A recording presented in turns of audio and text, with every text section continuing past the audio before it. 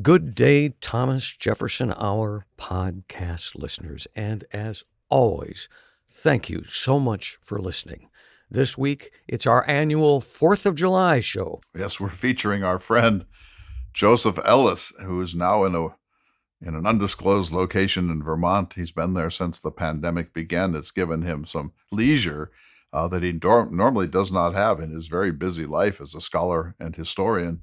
And he's given us the opportunity to interview him on a number of occasions. And our listeners just love not only his insights and his mastery of American history, but the way he beats up on me in the program. And so that's always a great joy to be able to get into a playful combat with this most extraordinary historian, Joseph Ellis. It really has been great fun to be able to spend so much time with Professor Ellis on the show and to maybe expose more listeners to he and his work. There's a couple of things that he said on this program. The one that really stuck with me, I can't remember, I think you initiated that conversation, but talk to him about how he wrote. You joke about how he's got a book out on just about everything, and it's a fact too. But he said, I'm sure you'll remember this, he said, I work very hard. He's talking about his writing. He said, I work very hard to make it look easy. And he does.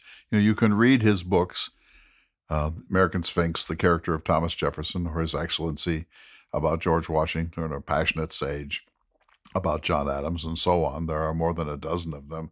And they read almost like novels. He has a really agreeable prose style. There's nothing pretentious about him. He wants to communicate. He wants to connect. He's funny. He has a sense of humor. He takes history very seriously, but at the same time, he doesn't take anything too seriously. There's always an element of amusement or irony and sometimes of irreverence in his work. And I just find that amazing. I first met him in the editing booth of Ken Burns' shop up in Walpole, New Hampshire. And we had just met and we were watching some of the early drafts, versions of what would become his documentary on Thomas Jefferson. And Joe and I discovered that we were both kind of smart alecks. And we were actually sent to the back of the room at one point because we weren't paying proper attention to the actual film. What an image that is. Yeah. And he was a much more senior scholar than I. This was my first connection with Ken Burns. I was on double secret probation. And Joe was good enough that he didn't care if Ken rebuked him because Ken needed him. But we became close friends then, and now we've become even closer friends. And I just have deep admiration. When Jefferson talks about the Republic of Letters, about like-minded people scattered across the world who find each other and communicate about the things that they regard as important in life. And I have that with, David Nicandri and a range of other people, Donald Rutherford from my Oxford time, and Russ Eagle over in Salisbury, North Carolina, and Joseph Ellis and others. And it's such a profound satisfaction and joy. And so Joe, as usual, provides his wonderful commentary here. I need to interrupt this program, though, to say, speaking of writing books, I have a new one that is just out, my friend. Yes, I saw photos of it today. Bring Out Your Dead, The Literature and History of Pandemics. It's out on Kindle. It's an an Amazon book. You can order it electronically and have it instantaneously on your reader, Kindle or whatever you use. Or you can order the physical copy and it arrives in a couple of days. I haven't even seen it yet. My copies came about an hour ago, David, and I'm holding it in my little hand here. And there it is. It's my 13th book, I think. It's 170 pages. And it's two things. It's essays about the pandemic from a historical and literary point of view, looking at Camus' great novel, La Peste, the Plague, or Daniel Defoe's The Journal of the Plague Year, or looking at the plagues of ancient Athens, or the Spanish flu of 1918, or the yellow fever epidemic in Philadelphia in 1793. And then some essays sort of reflecting on the new federalism as the government of the United States and the state governments sort of balance each other and trying to make the best path through this international crisis. And then the second half of the book is a series of whimsical essays called The Joy of Reading in a Distracted Time. And it's really about my life as a reader, but I wrote them because I think everyone's life as a reader is similar, about when you skip ahead and when you don't, and your favorite books and how you treasure them, whether you mark up your books or treat them like sacred objects. And there's even an irreverent essay about people who love to read in the bathroom and what that signifies. And so I quote Joyce's Ulysses and a satiric poem by Daniel Defoe and so on. There's a chapter on the zone. That's when you get into you've done this, you get into the zone when you're reading and it's maybe 9 p.m. And you feel perfectly happy to be where you are. You're not restless. You're not getting up to check your email or to pay a bill or to make sure the dryer is off. You're in the chair and the book is speaking to you, just almost as if it's got a conduit wired right into your soul, and you feel like you could read forever.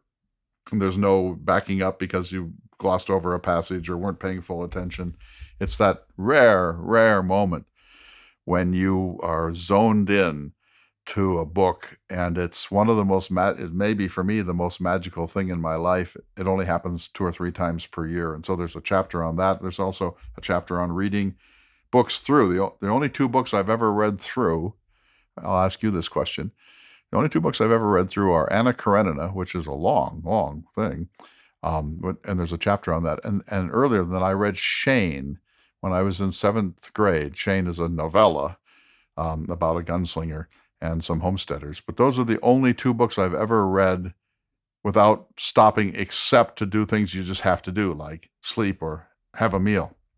How about you? But I have to think about that. Well, I read multiple books at a time. But talking about books, I'm back to yours. The title again is Bring Out Your Dead, The Literature and History of Pandemics. It's just out. You can order it and download it instantly. If people are interested, we'll make sure that there is a direct link at jeffersonhour.com. And we should wrap this up and get to the show, but I'll be in trouble if I don't say we appreciate everyone so much who listens to the show, who writes the show, and also those of you who have the ability and the desire to support the show. If you go to jeffersonhour.com, click on donate, you can find out how to do that. Clay and I take nothing for this. I mean, it's not like, and it shows. And we do it because I think, certainly for me, way beyond anything I expected, both personally and as a way to contribute. But we do have expenses to get it up on public radio and all those other things. So if you can, I'll just leave it at that. We really appreciate it. Then books. One more thing on Ellis. I got a pitch for him. I went back in preparation for this show and looked at his book, Revolutionary Summer, which great book. Yeah, and especially for taking a look at the 4th of July, how we got there, what happened. It's a great book. And I will end by saying thank you again to Joseph Ellis to contributing to this program so much in the past few months. And as our listener, Dennis Lytell from Bellingham, has now named him, Dr. Ellis, the semi-permanent guest of the Thomas Jefferson Hour. Wow. That's pretty good. So with that, can we go to the show, sir? We can, except I just want to say at the end here, and thanks to everyone in Colorado Springs, all the listeners in Southern Colorado for being the most loyal and wonderful Jefferson Hour listeners you could possibly imagine. We so deeply appreciate all of you. You've given us so many joys and satisfactions. Keep listening on the podcast edition of the Thomas Jefferson Hour. Good day, citizens, and welcome to the Thomas Jefferson Hour. And before we go any further, I would like to wish all of our listeners and every American a happy Independence Day.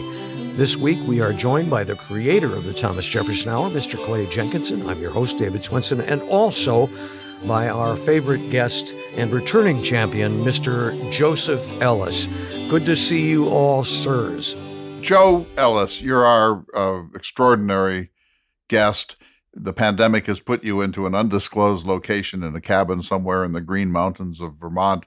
We're thrilled because it's given you the leisure to be able to be a regular correspondent on this program. And as we think about the 4th of July, I have a question for you. You know, your man, John Adams, loved to puncture the mythologies of his times. And in his late correspondence with Jefferson, he picks a number of fights with Jefferson, but he also It says very critical things of some of the already emerging mythologies of American life. So let me ask you this. What are the mythologies of the creation of the Declaration of Independence? You know the story. Jefferson doesn't want to do it. Adams says, you're a Virginian, you have to do it. You're 10 times better writer than I am. I'm obnoxious. Jefferson writes it in a single day. Everyone loves it.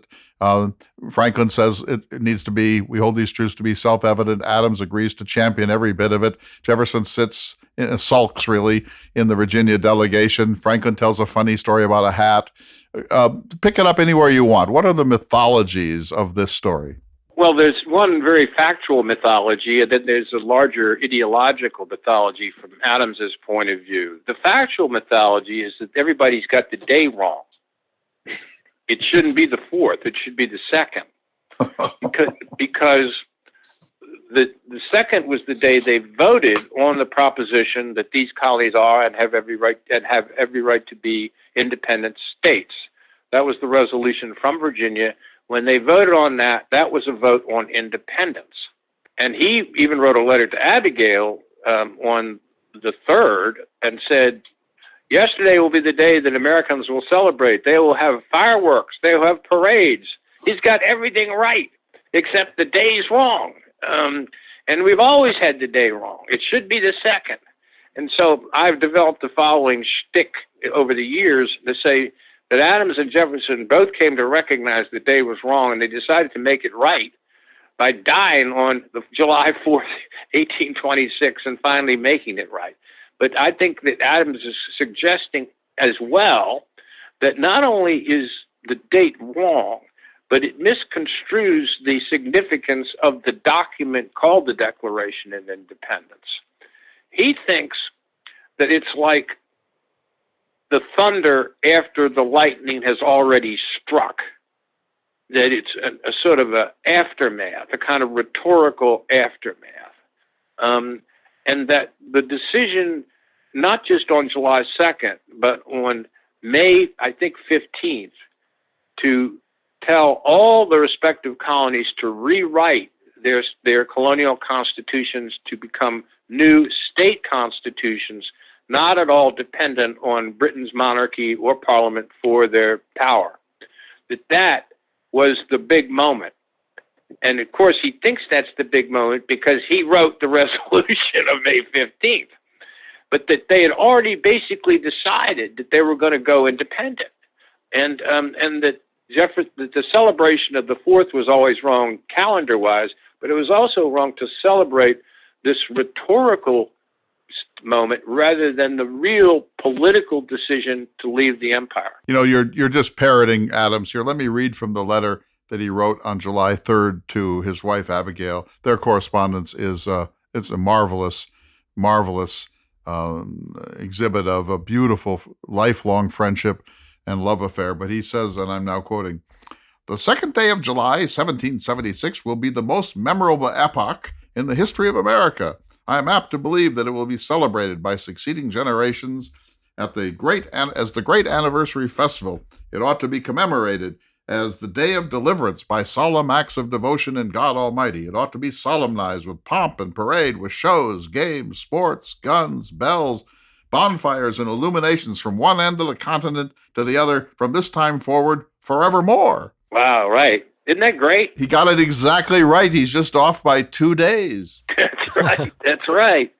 Well, counter me with what you think Jefferson came to think of the Declaration, because we know, and you know as well as better than most, that when he came to writing his own epitaph on his tombstone, to be placed on his tombstone, the first thing he put down was not President of the United States, not maker of the Louisiana Purchase, not a person who invented separation of church and state. All were big, big achievements.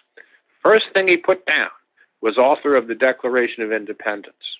I think he was as surprised as anyone, because when he wrote it, I think he assumed that it was an important paper, and I'm sure he thought that he nailed it. He was pretty upset that Congress tampered with it. I think he said they mangled it. But I think he had a sense that he had done a good job and that this was an important state paper.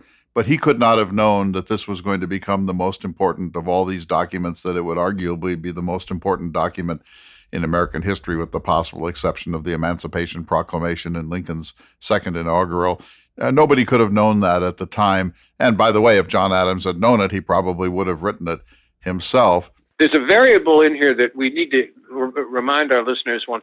At the same time they're writing this and voting on independence, they're being invaded. That is, the British Army is landing on Long Island.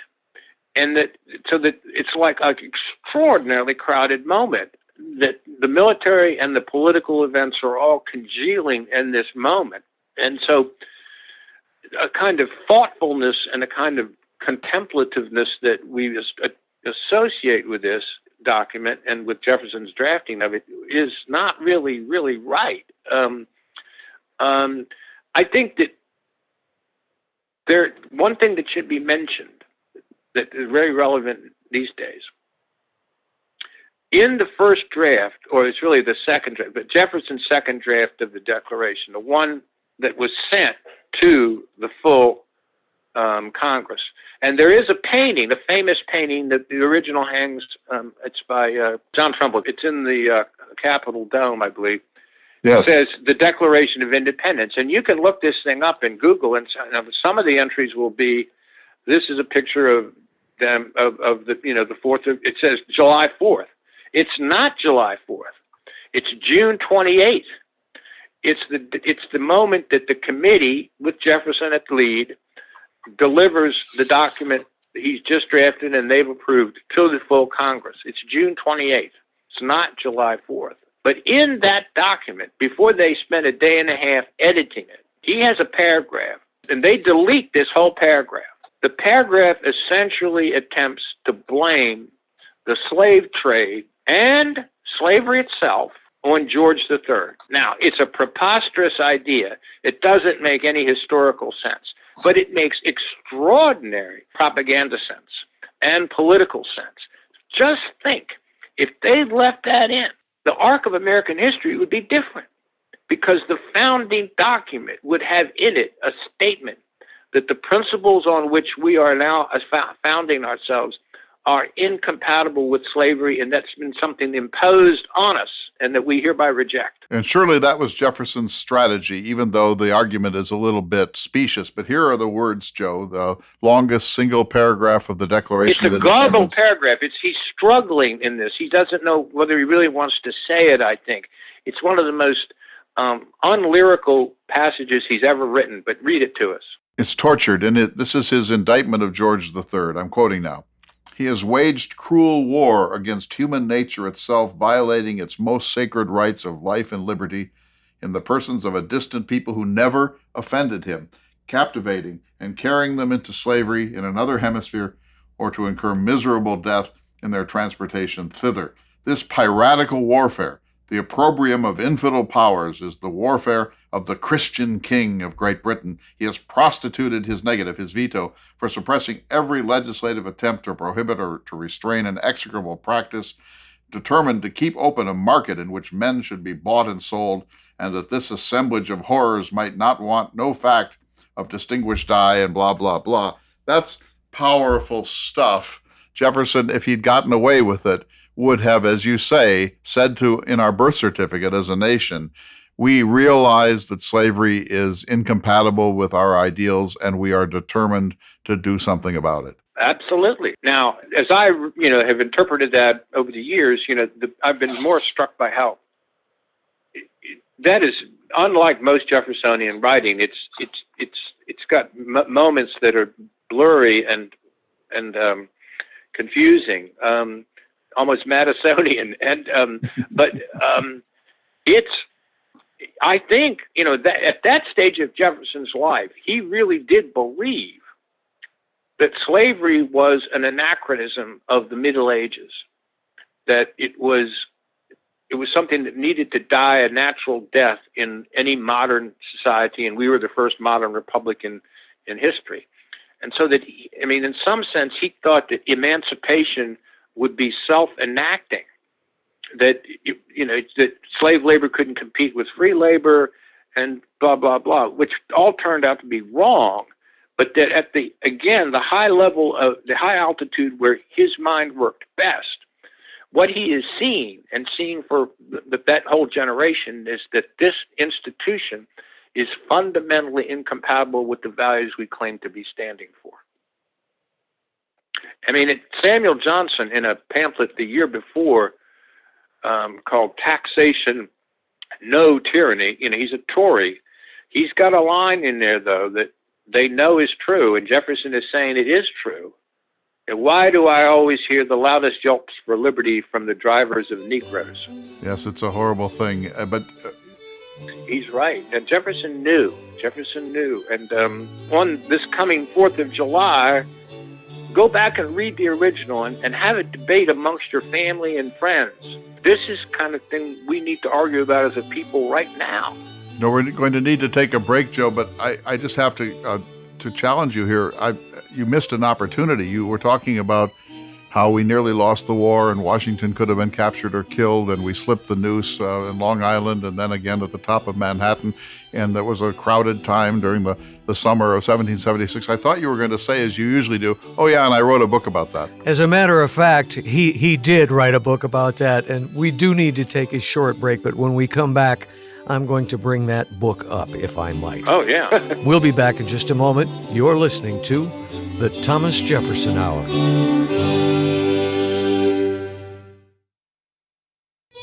Welcome back to the Thomas Jefferson Hour, your weekly conversation about all things Jefferson. This week, we're taking time to wish everyone a happy Independence Day, and we're speaking with the creator of the Thomas Jefferson Hour, Mr. Clay Jenkinson, and the author and historian, Mr. Joseph Ellis. And Joe, when we took our break, I said that there was a book that I thought people could read, and it's something that I went back to, and it's your book, Revolutionary Summer, which opens with a quotation from John Adams, "We are in the very midst of a revolution, the most complete, unexpected, and remarkable of any in the history of nations." And then you go on in that chapter, and you write about a speech that Adams gave when it was presented to Congress. You say, Adams argued in his best Ciceronian style that the time for American independence had obviously arrived.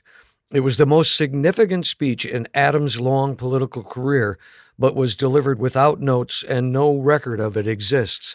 So who better than to speculate on what Adams said in that speech than you, sir? Oh, boy.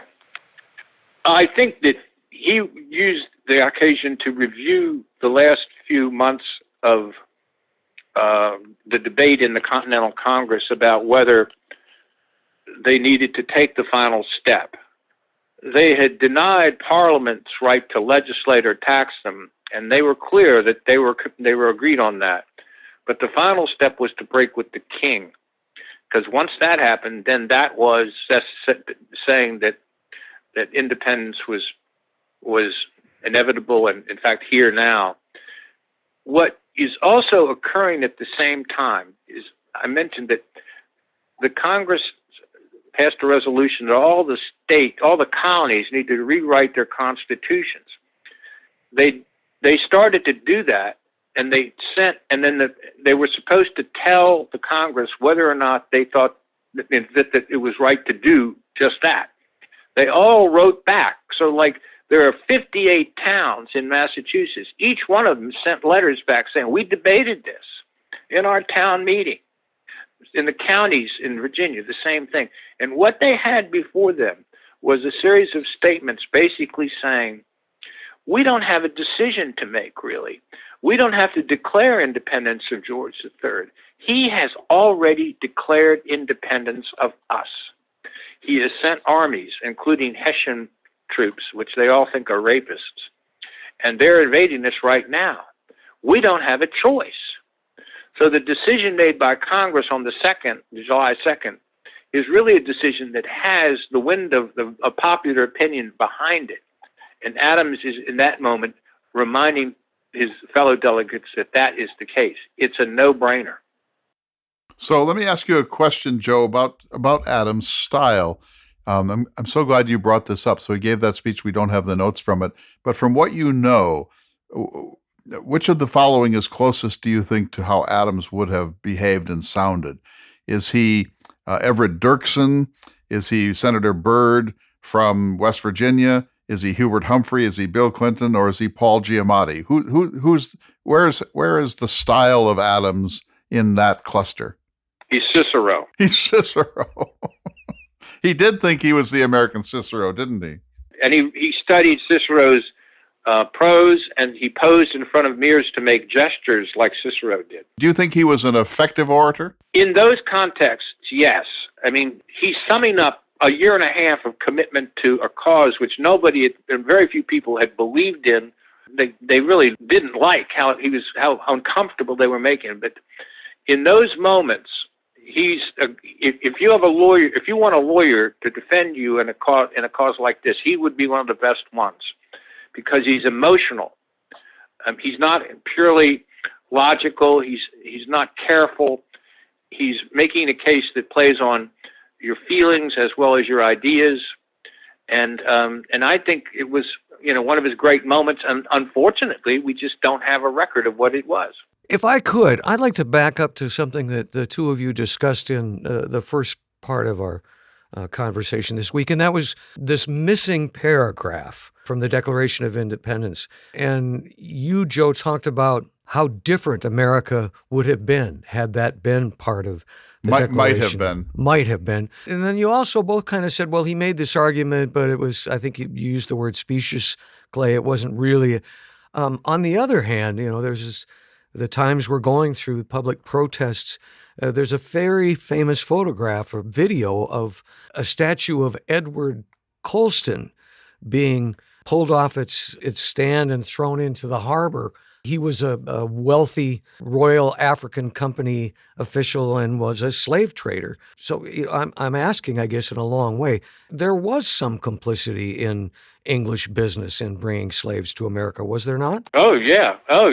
Sure enough. I mean, but one thing you need to know is that the slave trade itself, Virginians wanted to end the slave trade.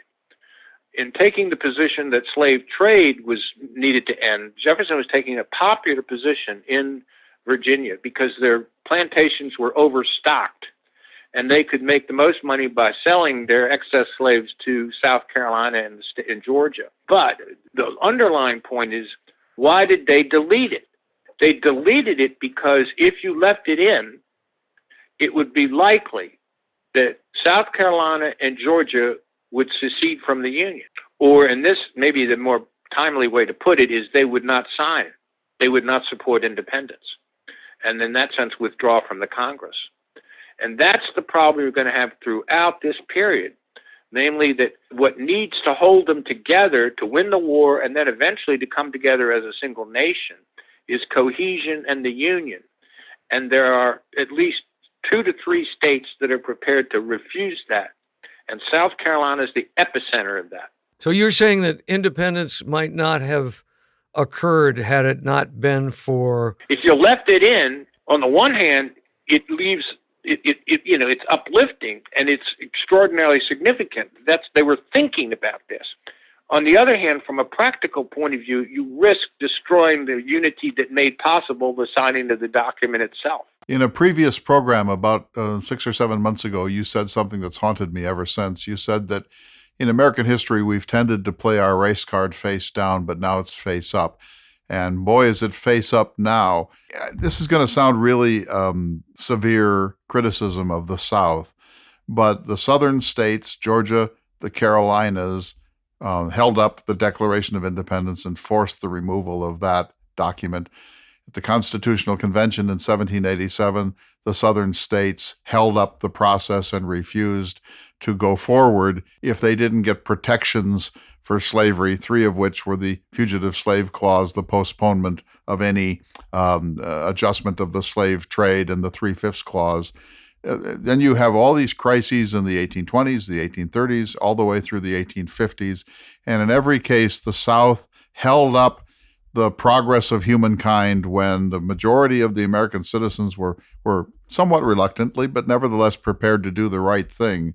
Then once the Civil War was over, the Southern states deliberately misread the 13th, 14th, and 15th Amendments and used them, created Jim Crow laws, disenfranchised people. This has gone on and on and on. What should we make of this? We want to be completely charitable to the whole country, but the fact is that the slaveocracy, the slaveholding South, has held this country hostage and has left a legacy that is unnecessarily black and clouded, when the country at large, if the Constitution had been a little bit differently construed, has been prepared to do the better thing for a very long time. You're making a very powerful argument, and I can't disagree with the thrust of it. And I'm a Southerner. I was born in Virginia, and my wife is from Mississippi. I got a Southern accent. When I went to Yale, everybody thought I was stupid because I had a Southern accent. You sure it was the accent? Maybe a few of the things I might have said. Oh, I'd call foul on that one. That's a cheap one. Well, I'm going to make a point that it actually amplifies your point. And that is, in the late 18th century, it changes when you get to the 19th century. Because in the 19th century, the people defending slavery say that slavery is a positive good. In the 18th century, they said, we recognize that this is a contradiction. We do not believe that slavery is compatible with the goals of the cause and the values in this document. It is a necessary evil. We can't live without it. We can't raise rice without it. And then when you get the cotton gin and the cotton kingdom, it explodes. And from that point forward, it's an intractable problem and insoluble. I think it's soluble from 1776 to about 1820. If they knew what we know, that they had to kill it then, while the revolutionary generation was still alive, it could have happened. Indian removal is a Greek tragedy. I can't see it going any other way. Slavery is a Shakespearean tragedy. I think that it could have gone the other way. A few people in South Carolina, if they called their bluff in 1776 or 1787, but they didn't. And now, so I think this is where understanding history complicates our understanding of our present mode, but also, I think, and Jefferson himself is going to fail us in his latter years on this score. And you know that, Clay. It's a horrible thing. He's going to back away from it all. But what I'm saying is there was a moment in the late 18th century when history could have gone the other way, and it didn't. And Washington didn't step up to the plate. He could have done it by himself, probably. It's asking a hell of a lot, I know. And eventually he gets it right in terms of freeing his own slaves, at least. And he says, before he dies, if there is a civil war, I will be with the North. If there was a civil war, Jefferson would have gone with the South. But all that by the by, the revolutionary generation had a shot at this. They thought the window was opening to end slavery. Emancipation was baked in. Dr. Joseph Ellis, we're talking with Joe Ellis in this really remarkable conversation about the promise and the paradox of the American Revolution. Joe, you said something that I find astounding, and I wonder if this is something you just came to or you've formulated it before, but you said that there's Greek tragedy and there's Shakespearean tragedy. And Greek tragedy is what happened to Native Americans, that in a sense, you can't find a way in which this doesn't play out more or less the way it played out. But the Shakespearean tragedy, which is a tragedy of flawed character, of decisions made or not made, could have been different if that founding generation had really pushed it through the way Jefferson wanted and others envisioned. Where does that come from? And if you haven't written it in one of your books, that should be your next book. It is your next book. The next book is called The Cause, 1773 to 1783, and I'm just writing about this now, so it's on my mind. And if that framing of it is interesting to you, it's magnificent. That excites me and makes me feel good, because I haven't articulated this before, but it is It is what I really think, and it's a product of 40 years of thinking about it. No, I'm going to write this up tonight and then accuse you of stealing my idea. The Greek tragedy of what happened to Native Americans, the Shakespearean tragedy of ducking, our chance to do something significant about the problem of slavery between 1776 and, say, 1804. And then, of course, the hardening of Jefferson's spiritual arteries until he becomes not so different from John Calhoun or other figures in the 18 teens and the early 1820s. One of the saddest single facts about Jefferson's life is that he either grew complacent or tired, or he just lost his capacity to imagine something better. But those last dozen years of Jefferson's correspondence about race and slavery, and particularly his response to Edward Cole's suggestion that Jefferson take the national lead in this, that can't help but disappoint even people who are passionately advocates of Jefferson's life and his views. I'm afraid I agree. That's great. It's amazing that you're sharing these insights with us. We can't wait for your next book. What will that be? Is that 200 books or is that 140 books? I'm prolific, but not quite so. I don't even know. I think it's 14 or something like that. But I'm thinking about. I mean, I've been thinking hard about this, and I've been thinking about it in part because I'm not just because I'm what I'm reading from 18th century literature, but what I'm living as an American in this year 2020, and not just, and this is, Black Lives Matter and the protests, etc. But right now it seems to me up for grabs whether the American people believe in the core principles of the civil rights movement. Which means, do we believe in the core principles of the Declaration of Independence? Are we going to step up at this moment, or are we going to duck this moment?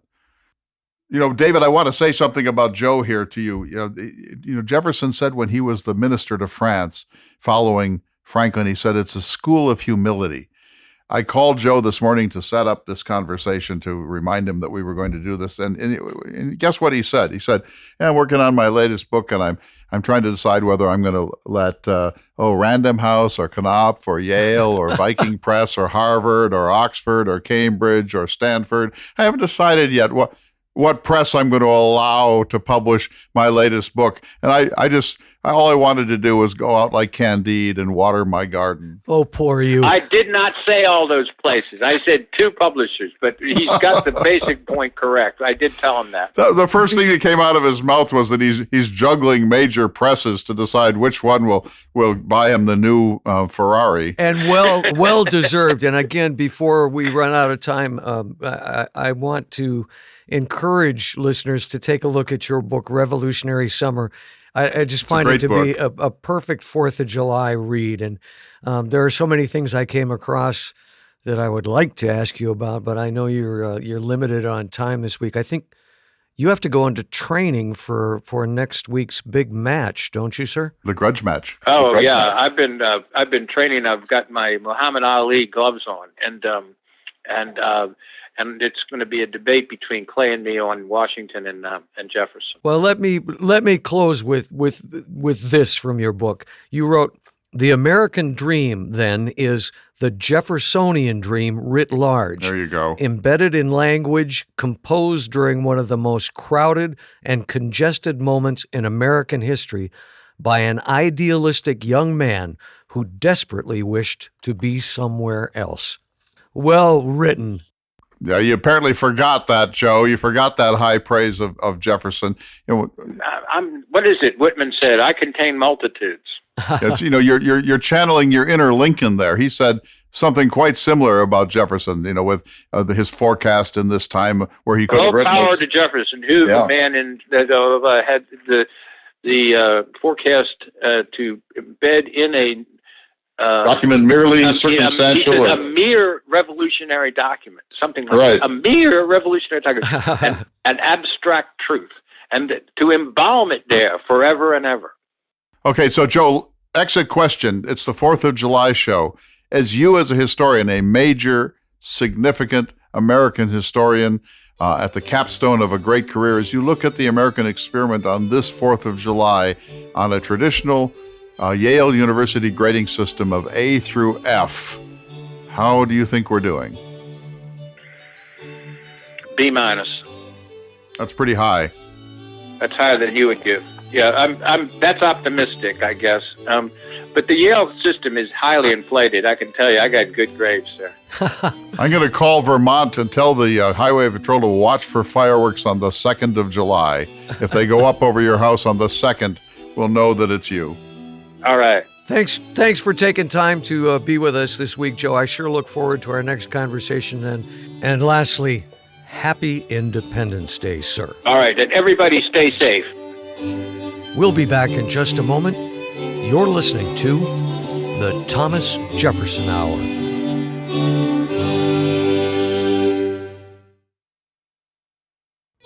Welcome back to the Thomas Jefferson Hour, your weekly conversation about all things Jefferson. I'm your host, David Swenson, joined by the creator of the Thomas Jefferson Hour, Mr. Clay Jenkinson. And sadly, we had to say goodbye to Professor Ellis. He had to go into training because there's a big match coming up next week. I challenged him for a cage match on the indispensable man. Is it George Washington? Is it Thomas Jefferson? Or is it somebody else? And our listeners have already begun to weigh in on this subject. I really look forward to that. And I know it's going to be a bit of mirth and fun. At the same time, I expect there'll be some serious issues discussed between the two of you scholars. Well, anytime you have a cage match, there are going to be some cheap shots. There are going to be some body blows from behind. You just, all bets are off. The referee has a very hard time keeping on top of this sort of a thing. I know you have such great respect for Joe. I'm just afraid that you're going to lay on the ropes and let him take it to you. Well, it's more like that famous scene with Jerry Lewis in the boxing ring where, I don't know if you've ever seen it, but he weighs about 80 pounds and he's fighting against a heavyweight and he keeps going in for tiny little rabbit punches. And then after he annoys the man almost to death, the real boxer hits him with one teeny little punch and knocks Jerry Lewis out cold. So that's sort of where I think we're heading here. But still, Joe Ellis, you heard him here today. What an extraordinary man he is. His playfulness. Really, listening to the two of you, what really came out at me, and again, it's Independence Day, and we wish everybody a happy 4th of July. But what really came out and what stuck with me is your discussion about this paragraph that Jefferson wrote for the Declaration of Independence that was edited out, that had to do with slavery. And one of the two of you pointing out how, had that been left in, it could have really changed the course of what America stood for and how things came out. And he writes about that in Revolutionary Summer just brilliantly. He brings Lincoln into it, and that Lincoln recognized it is an ideal world that can never be reached on this earth, only approached. Well, it's important because it says something about Jefferson too. So it wasn't a very solid argument. Jefferson's basically saying slavery would already be gone if it weren't for George III and the Parliament. Well, we know that's not true. But Jefferson was using this occasion. He was writing a set of indictments against George III and the British Council. The ministers, and he thought he would squeeze in an attack on the slave trade, which in a sense was also an assault on the idea of slavery and an acknowledgement by the founding fathers in Philadelphia in June of 1776 that they understood that slavery was so incompatible with the very arguments they were making about human rights and liberty that we would have to face this and face it sooner rather than later. And the fact that Jefferson did that says something about Jefferson, that he really understood that slavery was an appalling abuse of human rights, and no part of him at that moment in his life wanted to keep this institution alive. And as Joe rightly said, Jefferson thought it would magically disappear, that the idealism of the time was going to percolate through the entire 4 million Americans, and they were going to say, we got to do the right thing here. Let's either immediately or gradually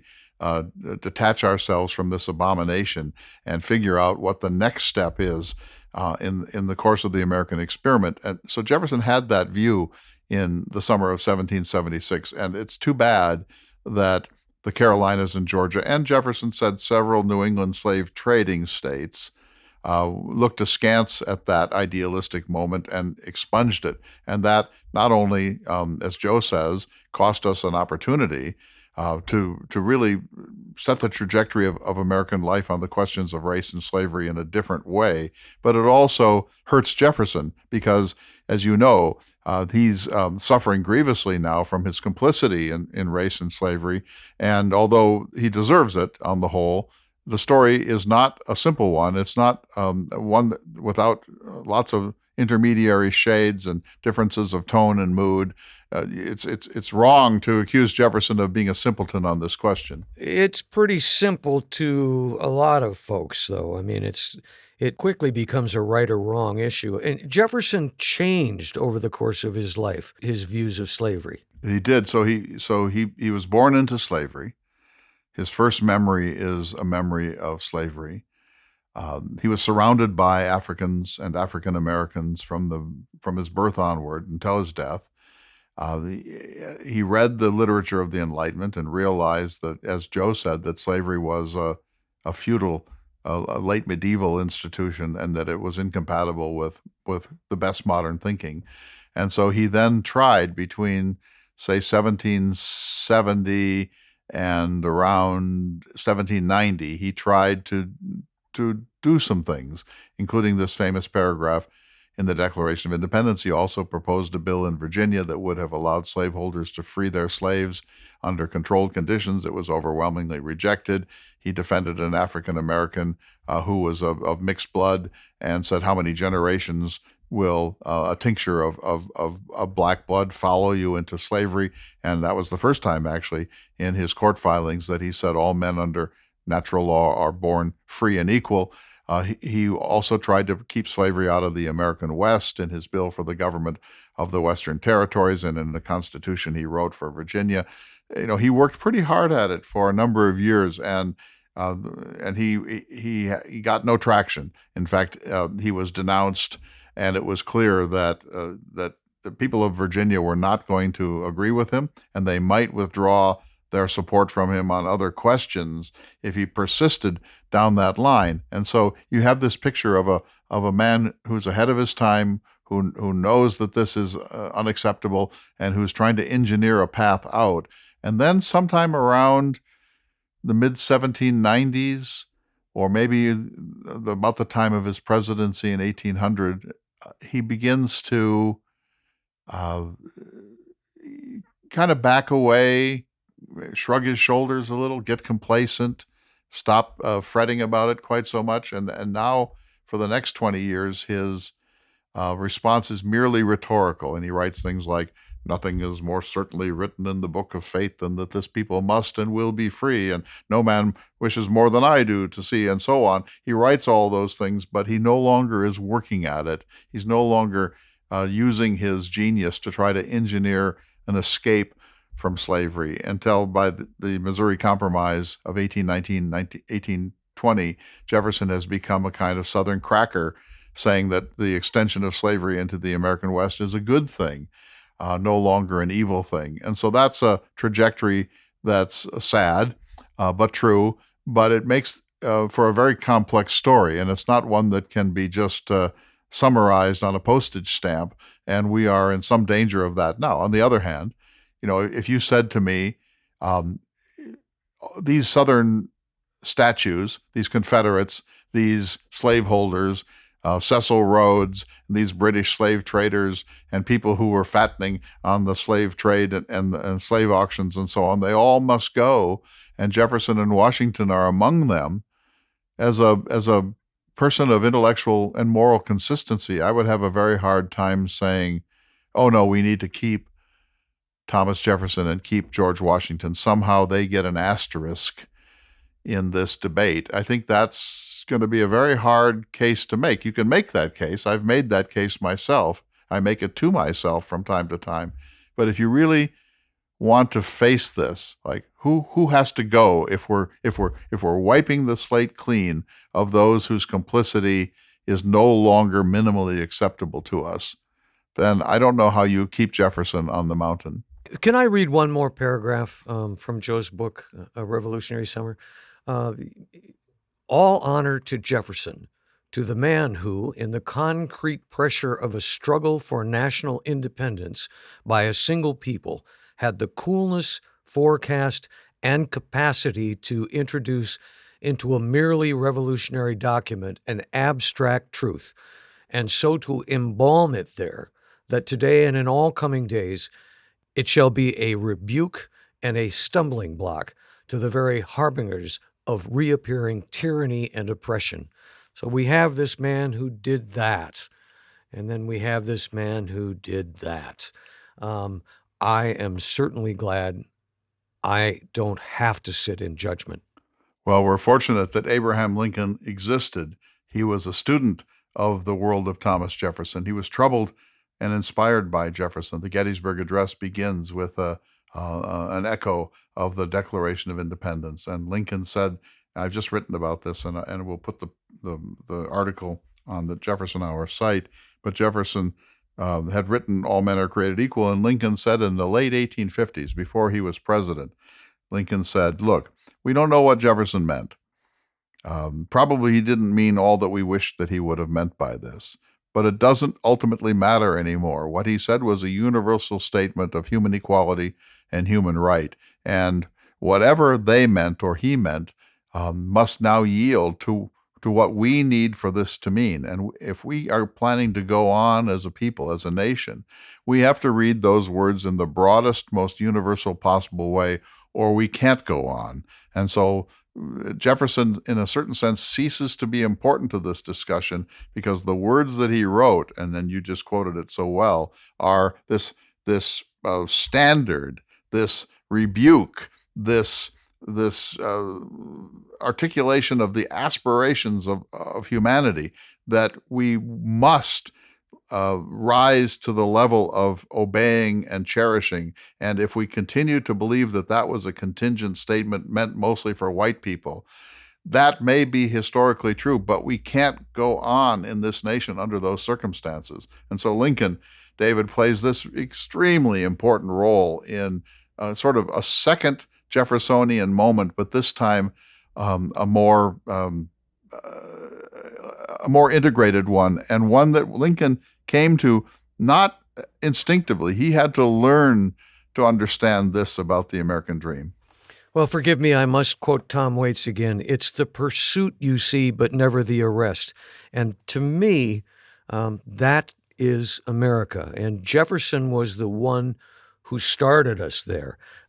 In other words, it's the duty of every generation to try to get us closer to that goal. We look at Jefferson and we say, well, he didn't get us there.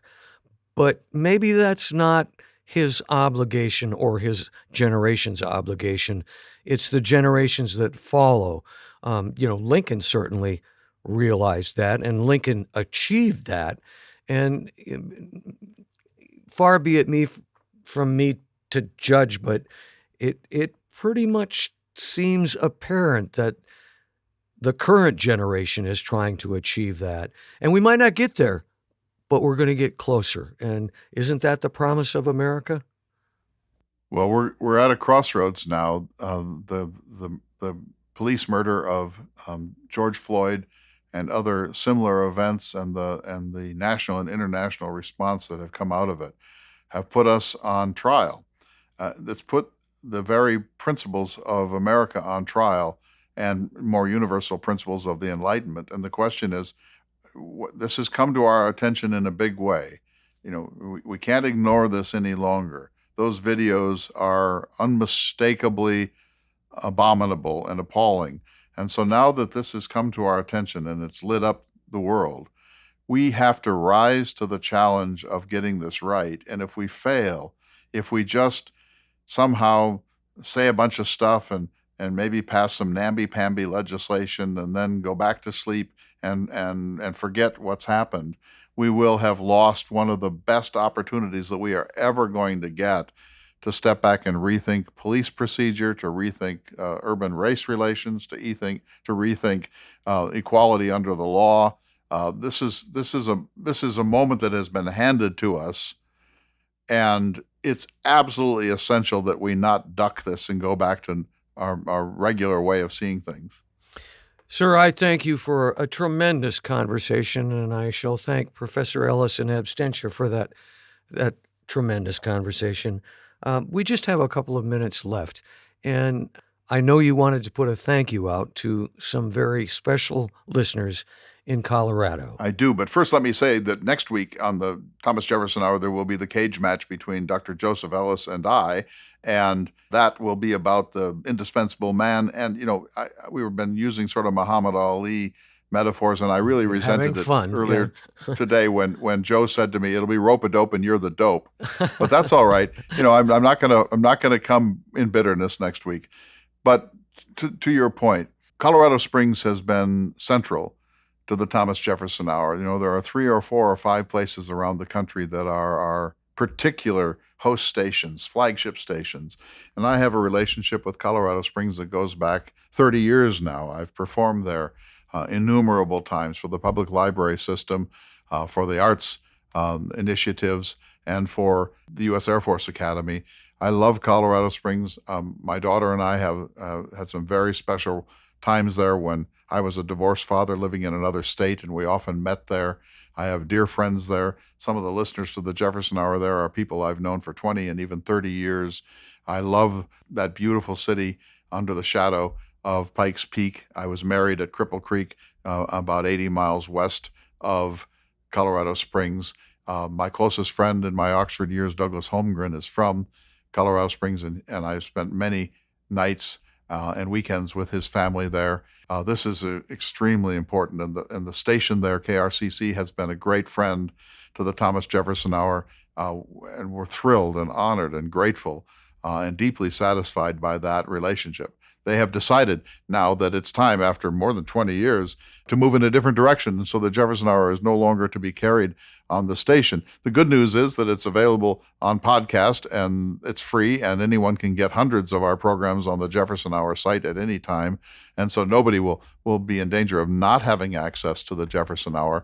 And of course, it's upsetting to think that one of our flagship stations would move in a different direction, but Jefferson's favorite principle is the earth belongs to the living, not the dead. We've had a long, wonderful, very satisfying run, and we leave that relationship with the greatest respect and gratitude, and no disgruntlement or bitterness of any sort. And I just want to thank the station, its managers, its staff, its program directors, and especially listeners who have been really the stalwart core of the Thomas Jefferson Hour for a very long time. So thank you. Keep listening and keep the revolution alive.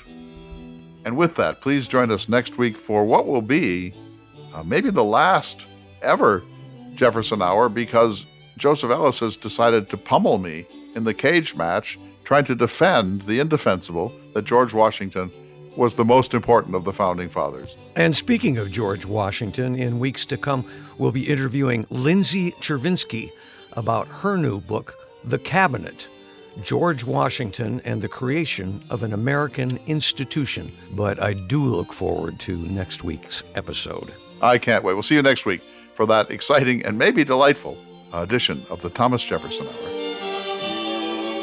The Thomas Jefferson Hour is brought to you each week by Dakota Sky Education. The program is distributed nationally by Prairie Public. President Thomas Jefferson lived from 1743 to 1826, and this program presents his views. President Jefferson is portrayed by the award-winning humanities scholar and author Clay S. Jenkinson. To obtain a copy of this or any show for a $12 donation, please call 701-575-0727. This program is also available online at jeffersonhour.com and on Apple Podcasts. If you'd like to correspond with President Jefferson or submit a question for him to answer on the program, please visit the website at jeffersonhour.com. The Thomas Jefferson Hour is produced at Makoche Recording Studios in Bismarck, North Dakota. Bach Cello Suite No. 3 in C Major by Stephen Swinford. Thank you for listening. Please tune in again next week for another thought-provoking, historically accurate program Through the Eyes of Thomas Jefferson.